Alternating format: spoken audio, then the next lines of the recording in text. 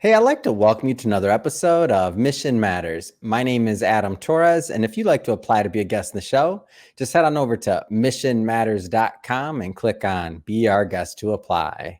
All right, so today's guest is Marley Majcher, and she's founder at ThePartyGoddess. Marley, welcome to the show. Thank you. How are you? Oh my gosh. So we're live right after Labor Day. Looking forward to catching up with you and looking forward to getting into today's topic. So we're going to talk about some of your journey going from really covering Hollywood glamour to homesteading, and really more importantly, what I want to get into is unpacking this ideology you have of really crafting a life of purpose. So I think it's super interesting.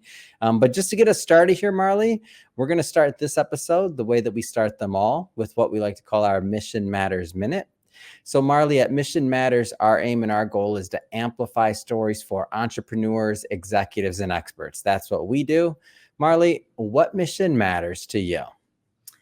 Well, mine is, it's clunky, but you're going to get the point, which is no matter what capacity someone encounters me / or my entities, they're better off than they were before. So even if it's just like, oh, you're having a bad day and you're walking your dog, and I'm like, oh, being cheerful to cheer up myself, and you're like, okay, she's weird, but I feel better. Or you come in contact with my Party Goddess company and we plan an event and you're like, I feel better and not so overwhelmed. So no matter what capacity, I feel like that touches all the spokes.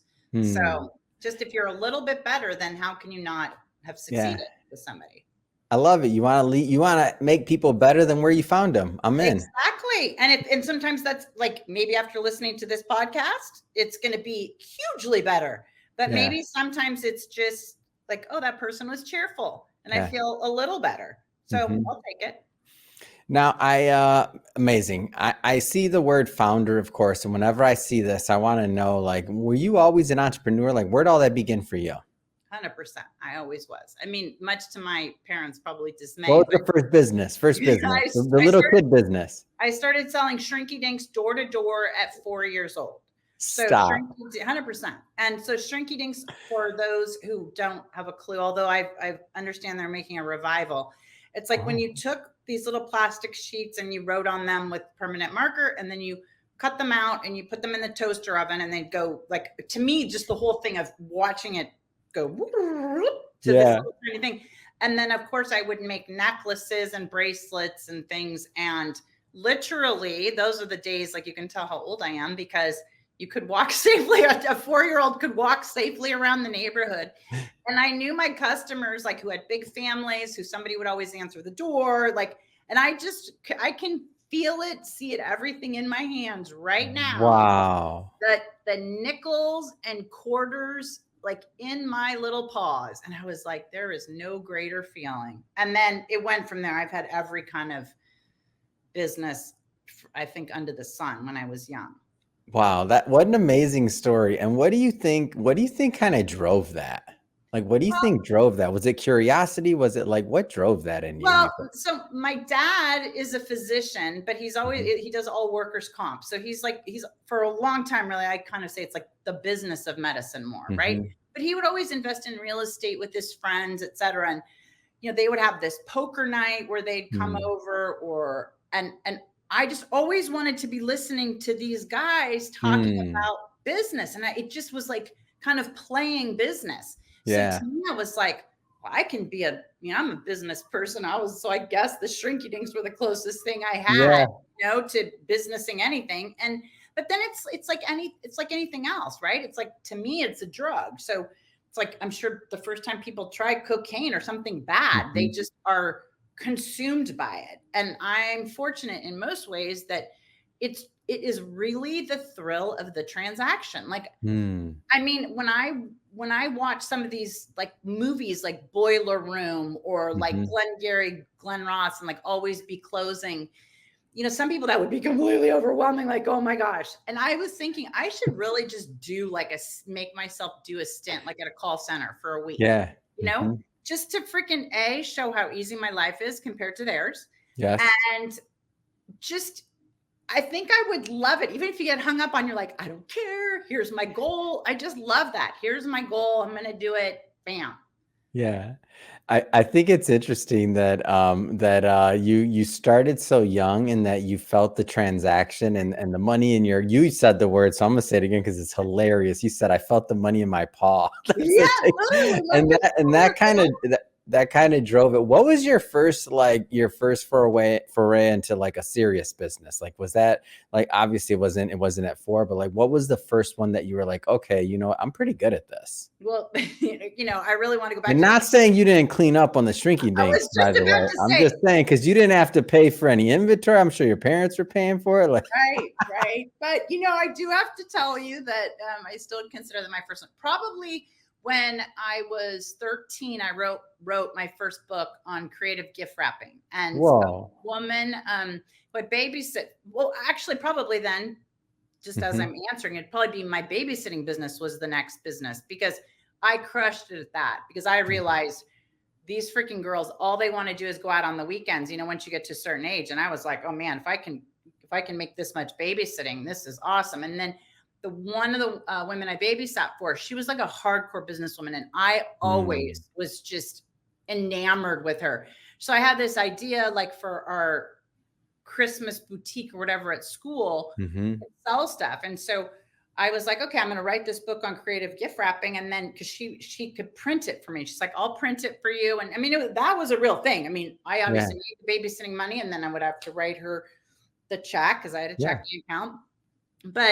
And then I graduated from that to like painting t-shirts and sweatshirts and stuff, because I always loved to shop. So I was see these like really super expensive shirts at like Neiman Marcus. I mean, Hmm.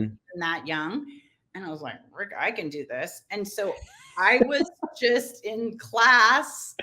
I finished class and I was outside like dyeing my t-shirts and selling them. And then it was like one of those things. Once somebody else sees it, they're like, oh, I want one of those. Oh, I want one of Yeah. those. And I just remember thinking, I'm barely staying in school now because I had undiagnosed ADHD. I was like, nothing like, let's go start dyeing some shirts in the background. But to contribute Oh to my gosh. I'm laughing over here because I'm thinking about some of the businesses you had. I had too. I did some things with shirts in middle school, and I did some like airbrushing and just all kinds of random stuff. So it's funny that you say this. well, you So that's do. why I'm laughing. I didn't know we were like kindred entrepreneurial spirits over here. You do. I mean, here's the thing, and by the way, I'm not trying to say that an entrepreneur is only born and stuff like that. I mean, you Sure. absolutely, but I do believe that there is a big group of us who cannot do anything else. Like, Mm, like mm, I mean, I thought I was crazy when I was, in high school and stuff, because I just could not understand how my friends were not, it was like this undiscovered secret. Like, how are you not like obsessed with writing your own creative gift wrapping? But mm, they just were like, whatever. mm. Like, they wanted to go out. And I was just like, okay, how much can I make? Yeah. And my parents, as I say, it's not like they were sitting there going, you need to work for a Yeah, for living. sure they weren't. They Mm-mm. wanted me to focus on school. And I just was like, no, I can do both. And Mm. I just had to.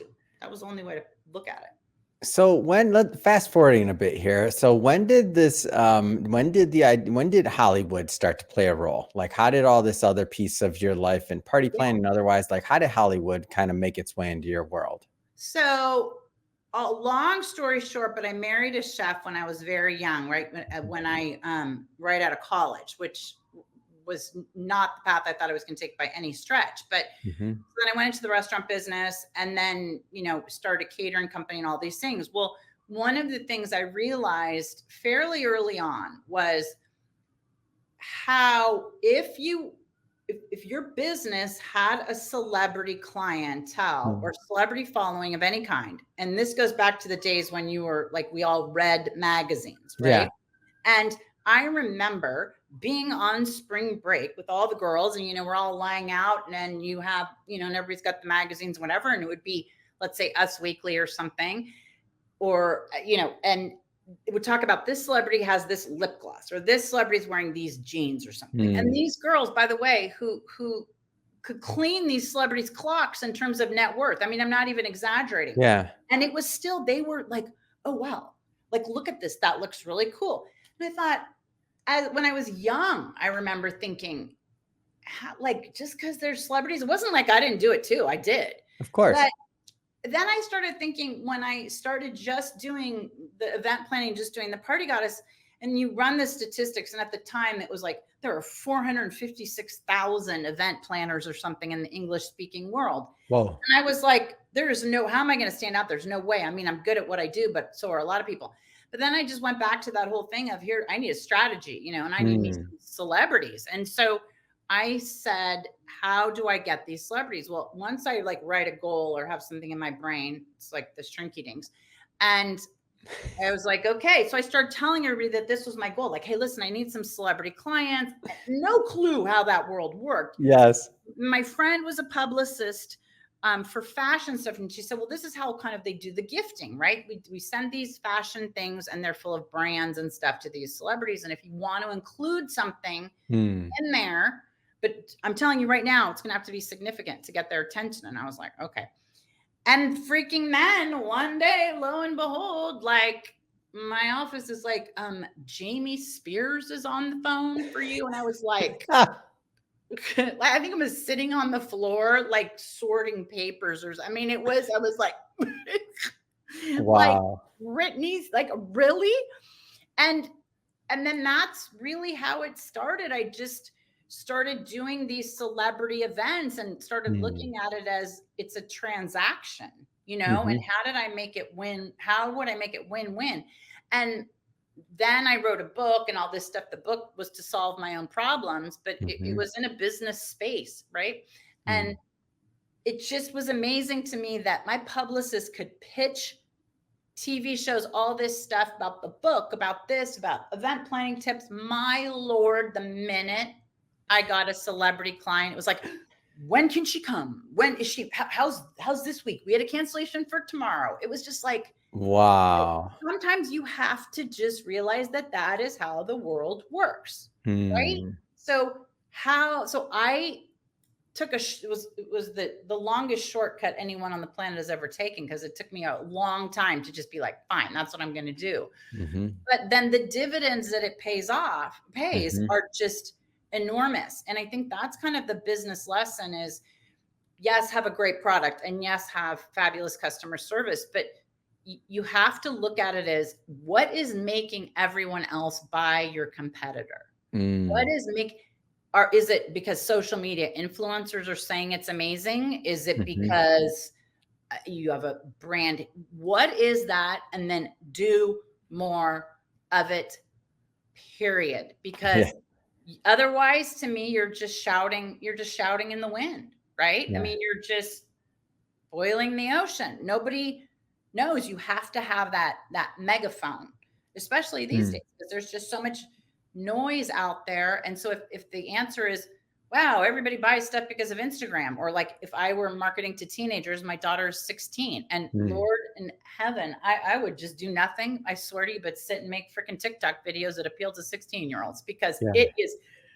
whoever the PR team is behind Brazilian Bum Bum and all that is, Lord, my hat is off to you. I'm not going to pay my mortgage this month because it went to Brazilian Bum Bum, but in Sol de Janeiro and all these companies that these girls are just like bronzed and ding, ding, ding. And then all of them, but like she was in Cambridge this summer for a program, and it's like, oh, my little friend from Athens who blah, blah, blah.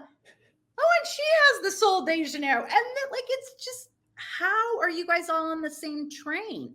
Yeah. And it's because of social media. So pick wherever everybody is, wherever those fish are biting, and you just go. And I'm not saying just do what they're doing.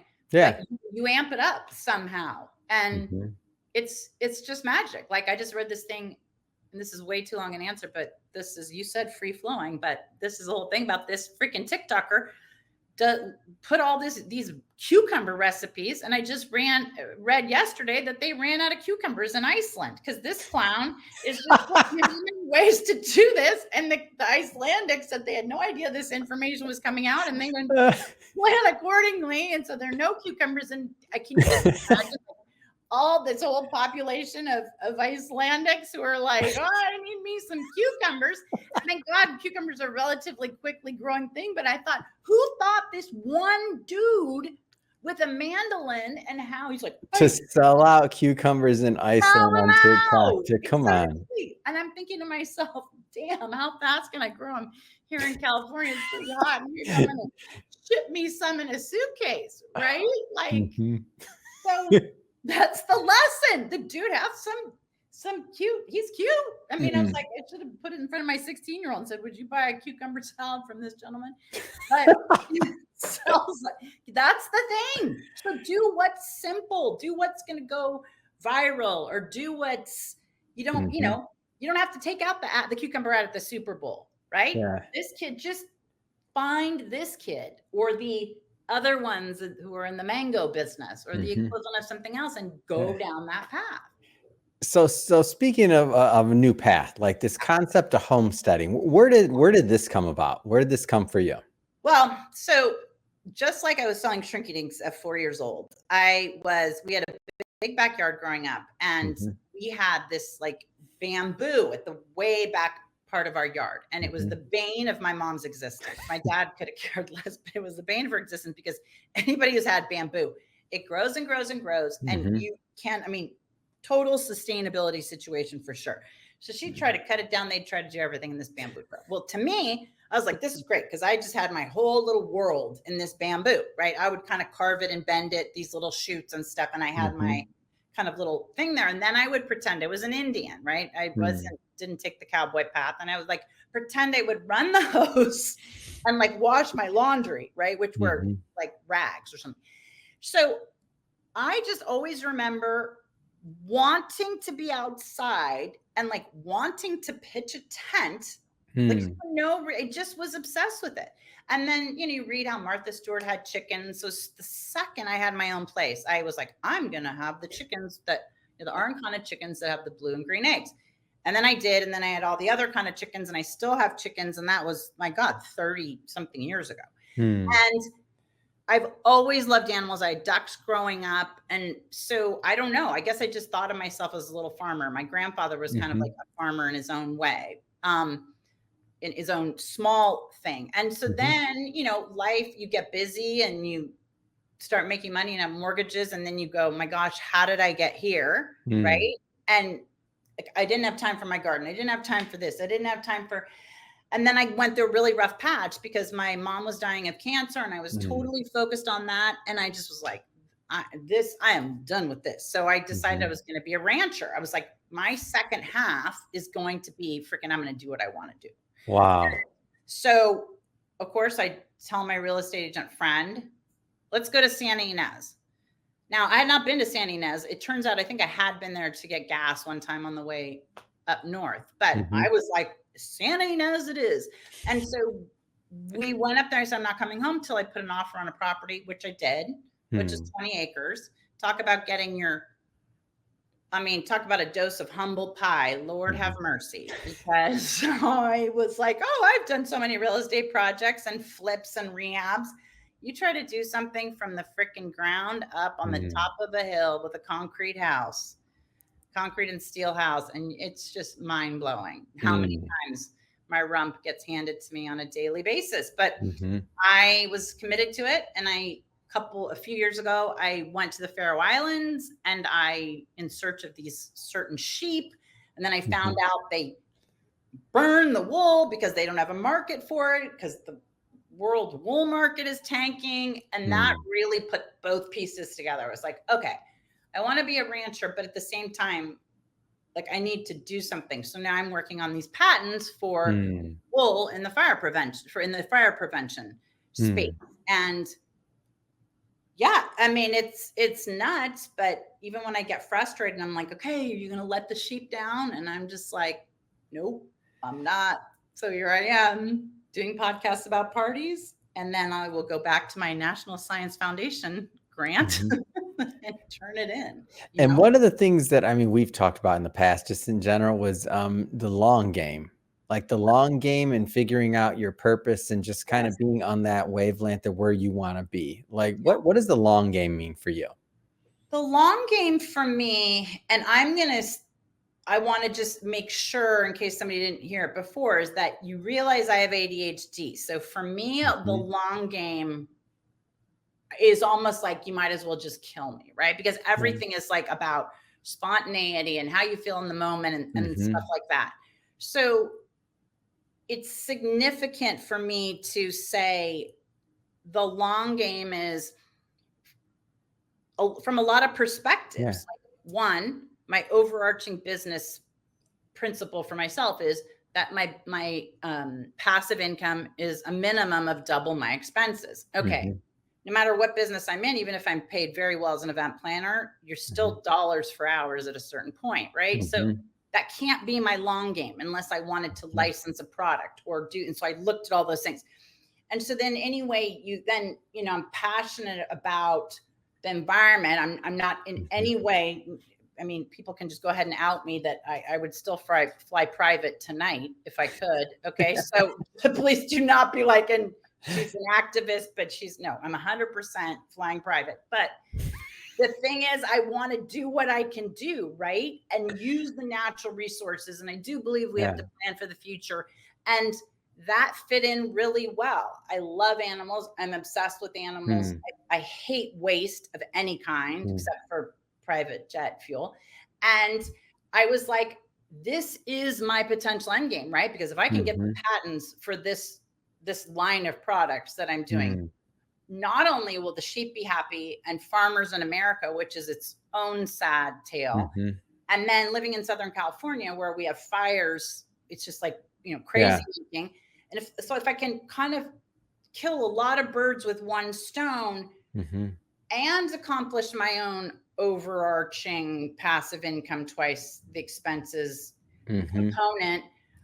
And then you think, going back to the beginning where we started, right? Which was my goal in life is so that each person that comes in contact with me is a little bit better off than when they started. So if I look at that from, hey, listen, the sheep farmer is 100% better because this sheer bull is a burden.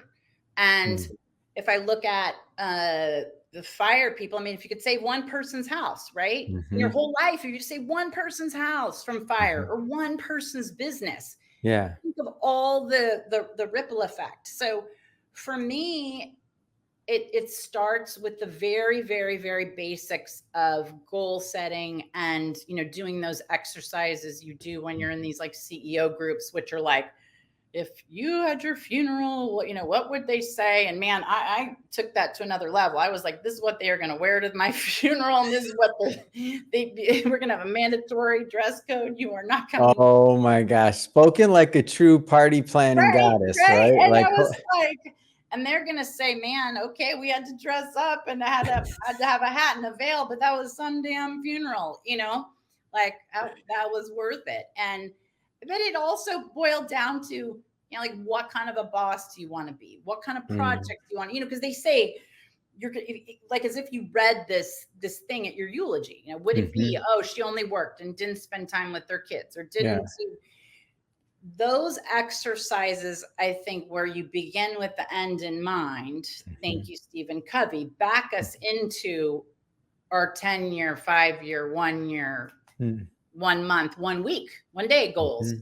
Becomes very clear to me what I should do after this podcast when I'm clear on my goals, right? So that to me is what the long game is about, is you set that and then have it affect the other components of your life so that they all feed into that. And if you spend some time proactively thinking about that, you would really realize that this is completely mutually exclusive with this goal, which is so, but with little tweaks, you can get there. But it is about all these little activities that we do every day to build on it. Like, you didn't get to 5 billion, 5-star reviews and all this stuff. I mean, it was one podcast, one review at a time.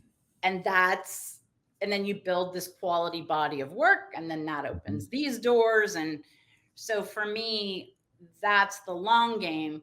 But I would just like to underscore that makes it look like everything's been a very smooth sailing upward trajectory, and it has not. And nobody's journey is going to be a smooth sailing upward trajectory. And if it appears to be that way, they are lying, or you don't know them well enough.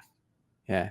I like that you say that it appears to be. Like, we never know what's really going on. Well, Like, what we never do really know what's going on is that everybody has a bucket, and in that bucket is all kinds of different baloney, right? For sure. And might be able to eat cheeseburgers, which would be my goal, and never gain, an ounce. That's my goal. Right? Actually. How did you know? Like, Right? that's Well, a because lesson. Like, we're psychic twins in the I just factory. in and out. If I could just eat that and not gain it, like, it's fine. It's fine. So, Marley, I have just something that been curious about you specifically. The Party Goddess. Where'd that name come from?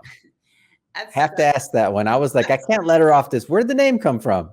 That is the perfect question, because that dovetails with what we were just talking about. It was one of the lowest points in my entire life, if not the lowest. I was segueing from the restaurant business, and thank God we owned the land. And my dad was like, listen, you want to plan events. We keep getting offers to partner up with people. You can then just do events. You don't have to do these other components. Like, wow. And so, but in my mind, I was a failure, even though it was a choice. And even though the restaurant is still my greatest investment. And I was like, F this, like, what kind of a name can I come up with? And I was like, the Party Goddess. And let me tell you, I was barely getting out of bed in the morning. So you weren't quite feeling like the goddess at that moment. No, I was feeling like the dishwater back. Oh, come on. It's breaking my heart. No, seriously. And I remember in LA, somebody introduced me. Oh, this is the, and my boyfriend at the time, because by then I'd gotten divorced. It was a hot mess. And he was like, oh, she's an event planner and she has a company called The Party Goddess. And I remember these people like, oh, The Party Goddess, like, but that was enough. That's what you needed. You needed some haters. I was like, ma'am, I will bury you and you and you and you, and I ended up doing that 10 times over.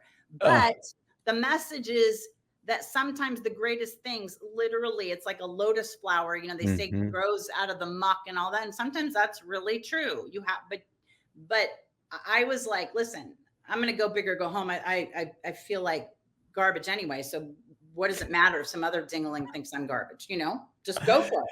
And then it was like, damn, that's a good name. I know that now because I pay a lot of legal bills to defend it. So thank you. It's a great name.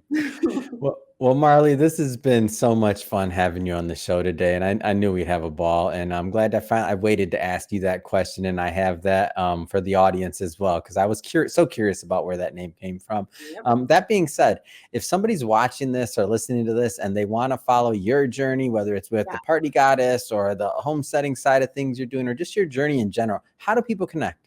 Well, the easiest way is they can find us on Instagram, which is at @ThePartyGoddess. Now, we are building up our @TheProfitGoddess one. So I would like them to go to @TheProfitGoddess. I mean, I'd love them to go to both. But let's just say they go to @TheProfitGoddess, because that is where you're going to find out some very cool stuff. Like, I have a new book coming out at the beginning of next year. We're about to launch a new digital product, which I haven't done in years and years and years. So I'm super excited. So that's the space, the @ThePartyGoddess space is where you're going to find all the latest. But otherwise, if I can just get them to buy the book, but are you making any money on Amazon? I'll be like, bless you. My children can go to college. Yeah.